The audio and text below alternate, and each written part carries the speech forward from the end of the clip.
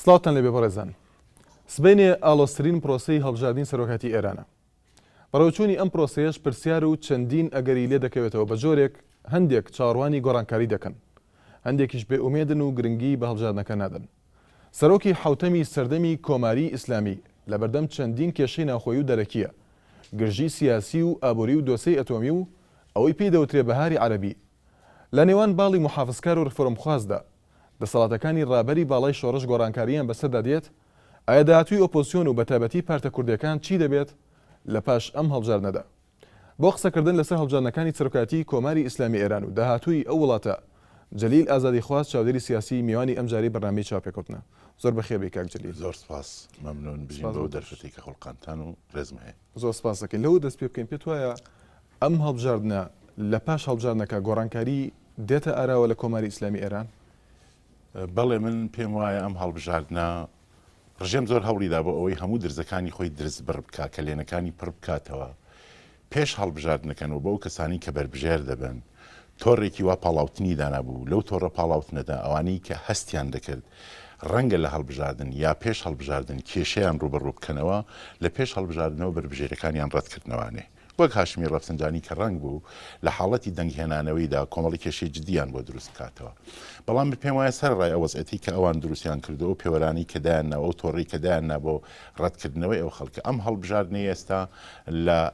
ئاکامدا کێشەی جدی لە خوڵقێنێ بۆ ڕژێم و ڕوبڕووی قەیرانی جدی دەکاتەوە. چونەوە قەیرانانی ئێستا لە ئێراندا هەن قەیرانهایکی بنەڕەتین کە لە هەموو ڕەهەندەکانی ژیانی سیاسی و کۆمەڵایەتی و ئابووری وڵاتەدا خۆی دەنوێنێ و بەو شێوە تۆڕانی کە بەربەست دەکرێت بۆ هەڵبژاردن چارەسەر ناکرێت. ململانیەکان لە زۆر ڕووبەردا خۆیان نیشانداوە. سەرەتایی ململانی کە ئێمە دەتوانین لێرەدا ئاماژەی پێ بکەین لە ڕاستیان ململانێکی زۆر جدی لە نێوان هاشمی ڕەفسنجانی، خاتەمی، خامنەی، بنەماڵەی خومینی خۆی ئێستا لە ئارادایە کە ئەم ململانێت زۆرتر لەوەی کە فۆرمێکی سیاسی هەبێەوە لەسەر بنەمایەکی فکری وەستابێ زۆرتر ململانەیەکە کەوێتە نێوان ململانی بنەماڵەکانەوە کە بەشێکیان نسبەت بە بەشێکی تریان وەفادار نەبوون. ململانێکی کەمان هەیە کە ململانی سیاسیە لە شێوەی بەڕێوەبردنی دەسەڵاتی سیاسی لە ئێراندا کە ڕیفۆرم خوازان لەسەرم ئەساسە هاتوونەتە مەیدانەوە بە نوێنەرایەتی حەسەنی ڕوحانی ئێستا کە بەربژێر بۆ ڕێز جمهوری. بەڵێ من پێم وایە لە هەردوو حاڵەتدا ئەم هەڵبژاردنەی ئێستا کە یانزەهەمین دەورەی سەرکۆماری ئێرانە گرفتی جدی و قەیرانی ئەساسی بۆ ڕژێم دەخولقێنێ. بەڵام ئەبولحەسەنی بەنی سەدر پێی وایە جیاوازیەک نییە لە نێوان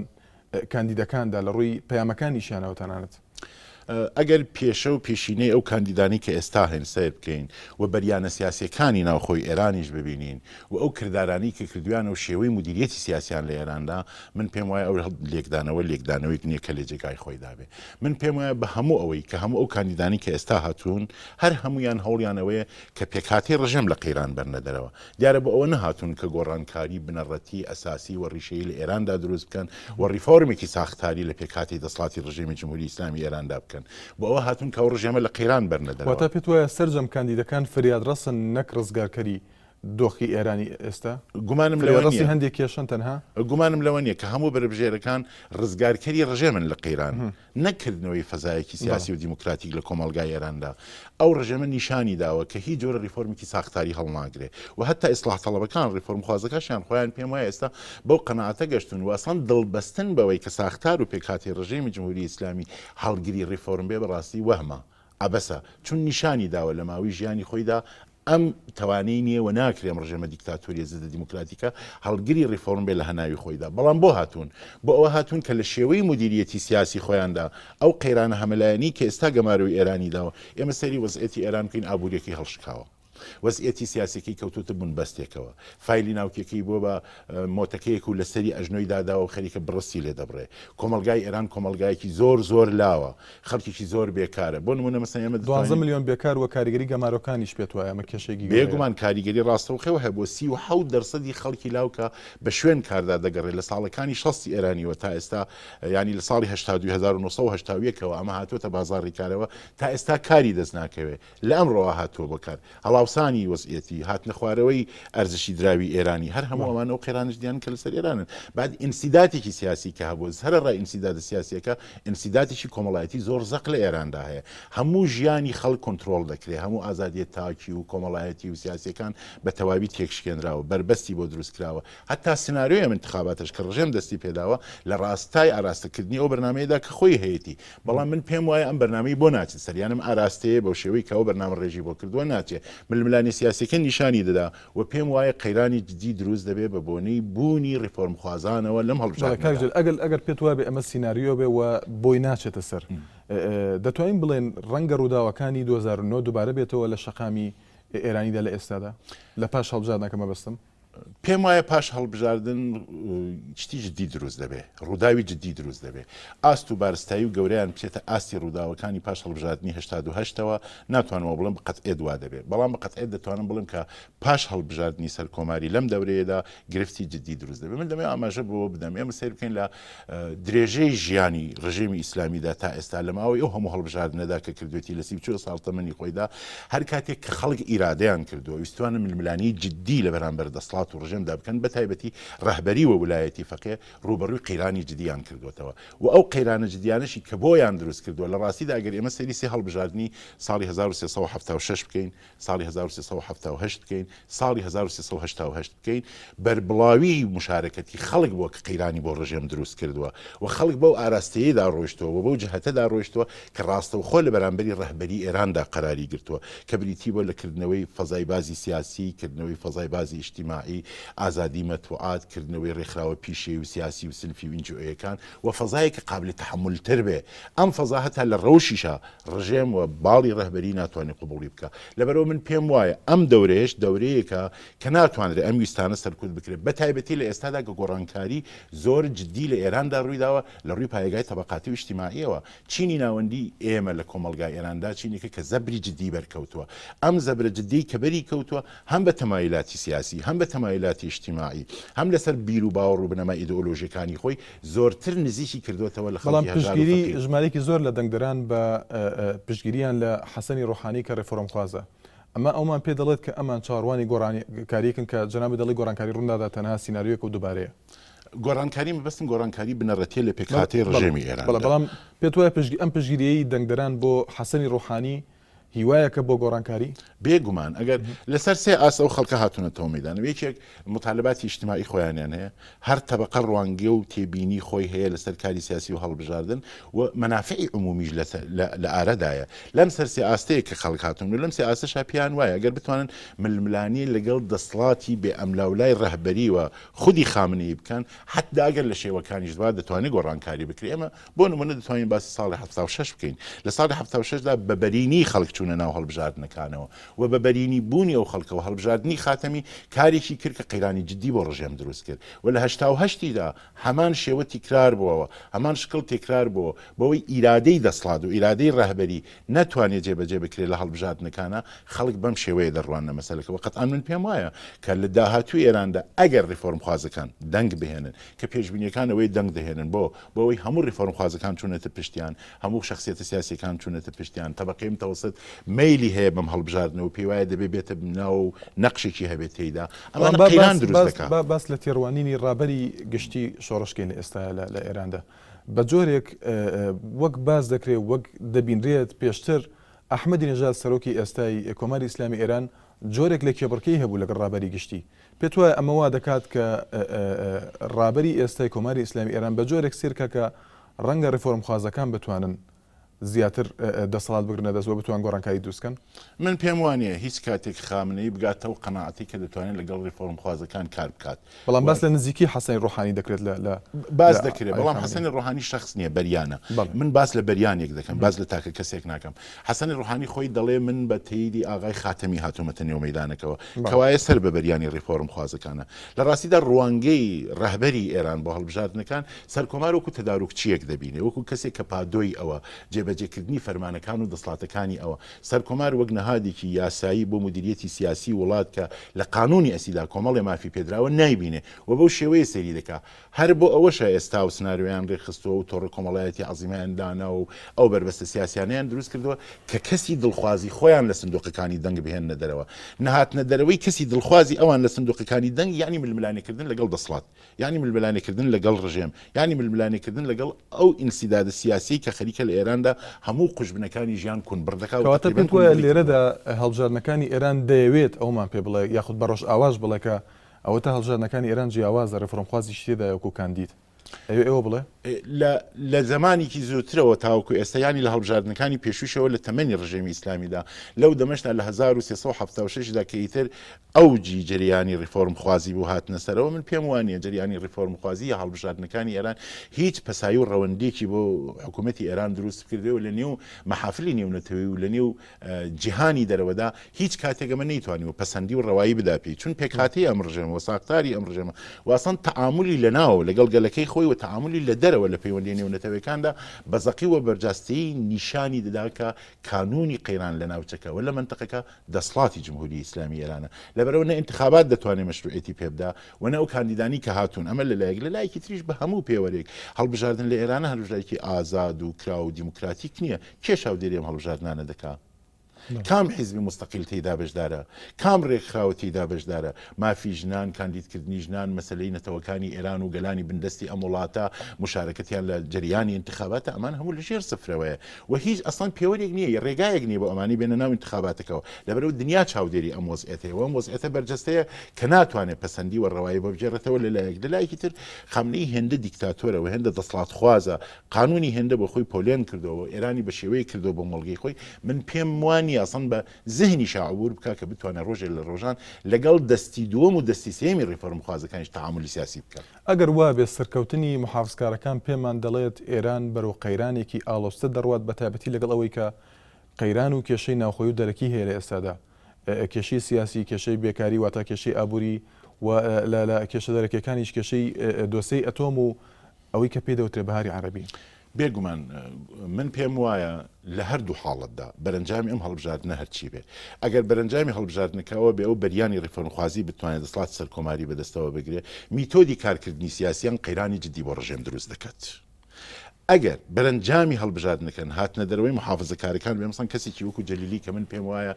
مۆرەی مەطلوبی ڕژێمە و ڕەهبەری دەیەوێت بە هەر قیمەتی بۆ لە سندوقەکانی دەنگ بهێنێتە دەرەوە دیسان قەیرانەکە خەستر دەکاتەوە بۆ باری ئابووری شێواوە وەزئێتی اجتماعی بە تەواوی نالەبارە وەزئێتی اقتصادی وێرانە وەزئێتی سیاسی لەوە خراپترە لە بنبەستێکی جدیدا لە ڕابطی دیپلۆماتیک و نێونەتەوەی خۆیان داگیریان کردووە دۆسیەی ناوچی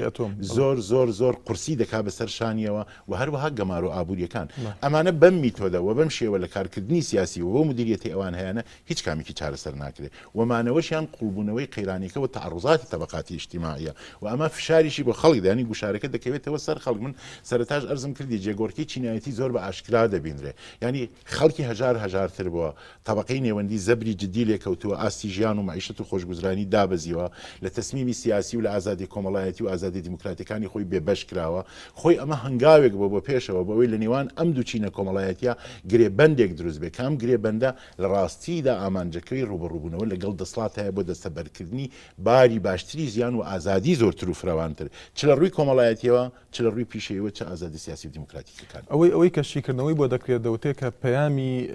کاندیدەکان پەیامێکی ڕازگۆ نەبووە لەگەڵ ئەم کێشانەی کە هەن پێت وایە ئەمە ئەوەیە کە هیوایەک نییە بۆ چارەسەرکردنی کێشەکان بۆیە پەیامی ئەم کاندیدانە پەیامی دووبارەن من پێم وایە تێک ڕای بربژێرەکان و هەروەها بە باڵی ریفۆرم خوازیشیانەوە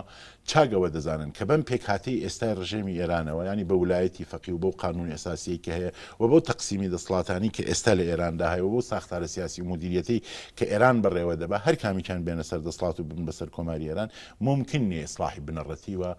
چاکسازی بنەڕەتی بکرێ لەبەرەوە ئەو پەیامانەی کە دەیدەن پەیامێکە من قەناعەتم خۆشیان باوەڕیان پێی نییە و خۆشیان قایل بەوە نین کە دەتوانن لە وەزعیەتی فعلی ئێراندا گۆڕانکاری ئەساسی و بنەڕەتی بکەن کە وەڵام دەرەوەی ویستی جەماوەر باوەڕ و ویستی خەڵک و ویستی هێزە سیاسیەکان بێ ئەمە بە ڕۆشنی دیارە لەبەرەوە من پێم وایە پەیامەکانیان خۆشیان قەناعەتیان پێ نییە بۆ گەرمکردنی سندوق و دەنگدان و مەسەلەی انتخابات و زۆرتر هێنانە پای سندوقی خەڵکە کە ڕەنگە زۆرتر هاتنە پای سندوقی خەڵک قەیرانی جدی دروستکات چون مەسەلەتاش ئەرزم کردی هەر کات خەڵک بە جدی و بە بەرفراوانی چوونەتە بەر پای سندوقدان بۆ دەنگدان لە انتخابەکانی ڕژێمی ئێراندا قەیرانی جدیان بۆ ڕژێم دروست کرد ئەمەش ئاماژەیەکە بۆ مانەوەی دەسەڵاتەکانی ڕابەری شۆڕش وەکو خۆی واتە گۆڕانکاری بەسەردانایەت کە ئەمە سەرنجی ئێستای چاودێرانە بە شێوەیەک سەیری دەکەن کە چاوەڕوانی گۆڕانکاری دەکرێت لە دەسەڵاتەکانی ڕابەردا هەموو ئەو مهندسیانی پێش هەڵبژاردنەکان کراوەوە ئەم هەڵبژاردنە هەڵبژاردنێکی بەوردی ئانالیز و مهندسی کراوە ئەم هەڵبژاردننی کەوا بەوردی ئانالیز کراوە و مهندسی کراوە لەلایەن ڕەهبەر و بەریانی ئەوانەوە کراوە بۆ ئەوەی بتوانن کە هەرچی کەمتر زەرەر ببینن و کەسێک بێنە سەرەوە کە موتیعی دەسڵاتی ڕاهبەر بێ و لە دەسڵاتەکانی ئەو کەم نکاتەوە بەڵکو پێی ئیزافەکە. لەلایەکی ترەوە ڕۆڵی داهاتووی ئۆپۆزیسیۆنی کۆماری ئیسلامی ئێران چۆن دەبینی پێت وایە ئەم گۆڕانکاریانە ئەوان بەهێزتر دەکەن و مامەڵەکەی ئەوان وا دەکەن کە لەگەڵ دۆخەکەدا بگونجێت ئەگەر هاتوو شۆڕشی سەوز دووبارە بۆیەوە لە ئێران بە هەمان شێوەی 2009دا ئەوەی کە شۆڕشی سەوز دووبارە بێتەوە بەڕاستی من زۆر باوەڕم بەوە نیە و زۆر باوتشم بە مەفهومی بزوتنەوەی سەوز نییە ئەو بزوتنەوەی کە لە ئێراندا بوو بزوتنەوەیکی دیموکراتی خوازی سەراسەری بوو کە خەڵک داوای ویستە دیموکراسیەکانی خۆی دەکرد هەر دقیقە ممکن ئەم بزوتنەوەی جارێکی کە سەر هەڵباتەوە وەک بزوتنەوەیکی دیموکراتی خواز ئەم بزوتنەوەی نەمردووە لە نوچدایە بەڵام دەتوانێت سەر هەڵباتەوە ئەمە لەلایەکی تریش من پێم وایە ئۆپۆزیسیۆن دەبێت بە میتۆدی کارکردنی خۆیدا بەجددی بچێتەوە دروستکردنی بزوتنەوە ڕێخستنی خەڵک ئامادەکردنیان و هێنانە پێشەوەی داواکاری دژید ئەمانە ئەرکەکانی ئۆپۆزیسیۆنن ئەو میتۆدانی کە تا ئێستا بەکارهاتون بە باوەڕی من نەیتوانیوە زۆر وەڵام بداتەوە بۆ نمونە بایکوتکردن نەیتوانێت ڕژێم دووچاری قەیران بکە نەیتوانیوە باڵانسی هێزەکان تێک بدا نەیتوانیوە گرفتی جددی بۆ بخلقێنێ لەبەرەمە دەبێت پێداچوونەوە بکرێت پێداچوونەوە بۆ معنایی ناکە حتمما دەبێت بچیتە نێو هەڵبژاردنەکان و بەشداری هەڵبژاردنەکان ئەو شێوەی تورکیا نانە بەو شێوەیە ناڵێم ئەم شێوەیە غەڵاتە بەو شێوەی کە تۆ دەبێت بەریانی ناڕزایەتی و ڕێخستنی خەڵک و هێنانی مطالباتی تازە دروست بکەی بۆەوەی قەیرانی جددی بۆ ڕژێم بخڵقێنن و لەم ڕێگەیەوە فشاری ببین ینی لە خوارەوە فشاری ببینی بەوەی لەسەرەوە بتوانیت بکرێتەوە واتە ڕێگەی سێم هەیە لە نێوان بایکۆتکردن یان بەشداریکردن ئەو دوو ڕێگەیە من پێم وایە ڕێگەی سێم هەیە بایکوتکردن و بەشداریکردن تەنها دوو ڕێگانین ڕێخستن کارکردن لەسەر کۆمەلگای مەدەنی و بە جەماواریکردنی ئەترازەکان و دەستەبەرکردنی مافە دیموکراتیەکان و دروستکردنی بەریان بۆ بەدەستێنانی ئەمانە کاری ئۆپۆزیسیۆن و دەبێت لەسەرم ئاستە کار بکات هەر سەبارەت بە کاری ئۆپۆزیسیۆن بەتابەتی لایەنە سیاسی کوردیەکان یانە سیاسی کوردی ئۆپۆزیسیۆنەکان لە ئێستادا باس لە پێکێنانی بەرەی کوردستانی دەکرێت پێت وایە پێکێنانی ئەم بەرەیە تا چەند یەکگرتنی لایەنە سیاسی کوردیەکان پیشان دەدات لە بەرامبەر دۆخی ئێستا ئێراندا من پێم وایە دروستبوونی بەرەی کوردستانی ئێستا خزمەتێکی زۆر گەورە دەکا بە یەکبوونی گوتاری سیاسی هێزە کوردیەکانی ڕۆژهەڵات و هەروەها ئەو هێز و دەسڵاتە پەراکندی کە هەیەە کۆی دەکاتەوە لەژێر چەدرێکا و ئینسیجامێکی جدیان پێدەدا و دەتوانێت بەرجەستەیەکی سیاسی و دەسڵاتی بۆ ئەو هێزانە لە بەرامبەر ڕژێمی جمهوری ئیسلامیدا دروست بکاوە لە دنیای دەرەوەش ئەنعکاسێکی دروستی دەبێت و پێم وایە کە لەو میکانیزمانی کە دەتوانێت خەباتی ئێمە لەم قۆناغی ئێستاوە بەرەو قۆناغێکی ئاکتیڤتر بەرێ دروستبوونی بەرەی کوردستانیە چ لە ئاستی ناوخۆ چ لە ئاستی دەرەوە لە ئاسی ڕاوابەتی دیپلۆماتیک و لە ئاسی ڕاوابەتی جیهانی کە ئەم هێزانە هەیەە و زەرورەتێکە کە ئینکار ناکرێتەوە تەرحی بەرەی کوردستانی لە هەردوو ڕوبەری دروستبوونی گوتارێکی مشترەک و بەهێزکردنی هێزە سیاسەکاندا دەوری بەرچاوی دەبێت بەڵام لایەنە سیاسی کوردیەکان بەدەرنی لە کێشەی ناوخۆیی و ئنشقاقات و چەندین گرژی لە نێوانیاندا ئایا بەرەی کوردستانی کۆتایی بەوە دێنێ و پەیامەکانیان یەکدەنگ دەکات بەرامبەر بە دۆخی ئێستا ئێران مەرج نییە بەرەی کوردستانی میکانیزمی یەکخستنەوەی هەموو انشقاقەکان بێ بەڵام بەرەی کوردستانی دەتوانێت میکانیزمێکی بەهێزی یەکخستنی گوتاری سیاسی ئێمە بێ و هەمومان لەژێر چەترێکا کۆ بکاتەوە بۆی لە مقابلە و دەسڵاتەدا کە هەموو ئازادیەکانی لە خەڵک زەوت کردووە و هەموو ڕوبەری ژیانی لە هەموو ئازادیەک داماڵیەوە بتوانیت قسەیەکت هەبێ بۆکردن و هێزێکی گرد و کۆت هەبێ و من پێم وایە ئەمە دەکرێت لە هەمان کاتیشا بەرە دەتوانێت هەنگاوێک بێت بۆ لێک نزیک بوونەوە بۆ چارەسەرکردن و خەسارناسی و قەیران و کێشانی کە بۆ بەهۆی ئینشعاب لە نێوان هێزە سیاسیەکاندا ڕوویداوە. بەڵێ من باسم لە دەستەواژی هاوشێوەی تورکیان بەکارهێنا بەهۆی ئەوەی کە پێت وایە بەشداریکردنی کورد لە تورکیا ئەم گۆڕانکاری ئێستای دروست کردووە لە ئێراندا دەتوانین بڵێن ئەمە پێچەوانەیە کە ناکرێت وابێت و بەشداریکردنی کورد لە هەڵبژاردندا ناتوانێت گۆڕانکاری دروستکە بۆیوتم هاوشێوەی تورکیا چەند خەڵ هەیە دەبێت لە سەری ڕابوەستی نیشێکەوەی کە بەراوردکردنی دۆخی سیاسی و کۆمەڵایەتی و ئابووری تورکیەوە دەقاودەق گوێزانەوەی ئەو نمونە بۆ ڕۆژهەڵاتی کوردستان بە باوەڕی من هەڵەیە دەبێت ورد لەسەر ئەوە ڕابوەستین تورکیا بەرحاڵ دیموکراسیکی نیمبەندی سیاسی تێدایە ئەم دیموکراسی نیمبەندی سیاسی حەشای لێ ناکرێت تعامل لەگەڵی شێتی ئەوروپا دەکا کۆمەڵی پێوەەر هەیە دەبێت ڕعایەتی بکە کۆمەلگایکی مەدەنی بە قووەتی هەیە کورد لەوێت تقریبان نزیکەی 33% جەمعیەتی ئێرانەوە جەمعیەتی تورکیەوە دووهەمین نەتەوەیە بەڵام لە ڕۆژهەڵات وانە ڕژێمێکی تۆکراتی دیکتاتۆری پاوانخواز لەسەر حکومە گەلی کورد بە باشترین و لە خۆشببرین حاڵەت تا سێهەمین نەتەوەی ئێرانە و لە هەمان حاڵەتیشدا وەزی ئۆپۆزیسیۆن و کۆمەلگای مەدەنیمان متفاوتە زۆر متفاوتە لەبەرەوە نابێ ئەو دوانە وەک بەراورد بەیەکەوە بەراورد بکەین ولی من قەناعەتمەوەی کۆمەلگای مەدەنی ڕۆژهەڵات شکلی گرتووە دەکرێت تەقویەت بکرێت و دەکرێت میکانیزمێکی بەهێزی خەبات بێ لێک وشەوە دەمەوێت بڵێم بەشێکی زۆری خەباتی کوردی ڕۆژهەڵات دەبێت بچێتەوە ناوخۆی وڵات دەبێت لەو هێزەی کە لە ناوخۆی وڵاتە کەڵک وەربگری خەڵکت هەیە تۆ ساختاری سیاسی لەناوەوە هەیە ئەو ساختاری سیاسی ئەمڕۆ فعالە وەک حیزب وەک ڕێکخرا وەک NGO وەک کەسایەتی دەبێت پردێکی هاوبەش هەبێت لە نێوان ئۆپۆزیسیۆن و ئەمانەدا و ئەمانە بەیەکەوە ئەجندای سیاسی خوان بەرنەکەش ئەگەر ئینقلاب ڕوویدا یان ئەگەر ئینقلابیش نەبوو خۆفشاندان بوو لە پاش هەڵبژاردنەکە پێت وایە هەڵبژاردەی لایەنە سیاسی کوردیەکان خەباتی چەکداری دەبێت دووبارەیان خەباتی سیاسیە کە لە ئێستادا ڕەخنەی زۆربەی لایەنەکان لە ئۆپۆزیسیۆنی کوردی ئەوەیە کە سەردوسڕیەک هەیە لە خەباتی ئەواندا لە کۆماری ئیسلامییاندا من بەش بە حاڵی خۆم ساردوسڕیەم قوبوڵە ڕاستە وایە ساردوسڕیەکەیە بەڵام لە داهاتوودا من پێم وایە ئەگەر گۆڕانکاریەکان بێنە پێشەوە ئەو قەیران و ئاڵۆزی کە باز دەکرێت پێم وایە ڕوودەدا دیارە میتۆدی ئەوەی کارکردن مبارزەی مەدەنی و ڕاپەڕین و خۆپیشاندان و اعتراضاتی جەماوەری و فشارهێنان لە خوارەوەی وە بری پێشم وایە زۆر قەناعەتم بەوە هەیە تقریبان نزیک بە یەقین دەتوانم ئەوە بڵێم ڕژێمی جمهوری ئیسلامی ڕژێمێک نییە کە وەڵام دەرەوەی خواست و اعتراضات و مبارزەی مەدەنی و شکلی اعتراضاتی خەڵک بێ بە شێوەیەکی دیموکراتیک سەرکوتت دەکا بە ڕەحمانەترین شێوە لەبەرەوەی بۆ ئەگەری مقابلی چەکداریش دەبێت بێگومان هێزەکانی کوردستان ئامادە بن تیار بن و ئاگیان لە وەزعیەت بێ لە هەر بارودۆخێکا کە ڕژێم بێ بە شێوەیەکی زۆر خراپ سەرکوبی ئەو خەڵکە بکە لە ڕاپەڕینێکی جەماوەری داگربێت دەبێت لەو خەڵکە دیفاع بکرێت و مودای پێ نەدرێت دوپرسیارم کاک جەلی سەبارەت بە ئەو گۆڕانکاری کە باسی دەکەی یاخود ئەو قەرباڵغەی کە پاش هەڵبژاردنەکە ڕوودەدات پێت وایە ڕوودەدات پێت وایە ریفۆرمخوازەکان ئەمە دەکەن یان ئۆپۆزیسیۆنی ئێرانی و نەیارانی ڕابەری شۆڕش من پێم وایە بارودۆخی سیاسی و ئابووری و کۆمەڵایەتی ئێران بە حەدێکنا لەبارەی ئێستا جەماوەر خۆیان ئامادەی هەر نەوە ئێعترازەکەن ولی دیارە فاکتەری ئۆپۆزیسیۆنی کوردستانی ئۆپۆزیسیۆنی سەراسەری ریفۆرمخوازان و هەموو ئەوانەی بە جۆرێک لە جۆرەکان لەگەڵ ڕژێم ناڕازین بە پێکهاتی خۆیان و بەکوی ئەم فاکتۆرانەوە لە داهاتوودا گەر ئێعترازەکان شکل بگرێ سەر هەڵبدا دروست دەبێ سەر هەڵدەدا زۆر سپاس بۆ کاک جەلیلی ئازادی خوا سپاس بۆ شیکردنەوەکانت زۆر سپاس بۆ وەرەزان سپاس بۆ تەماشاکردنی ئێوەش هەر شاد و بەختەوەر بن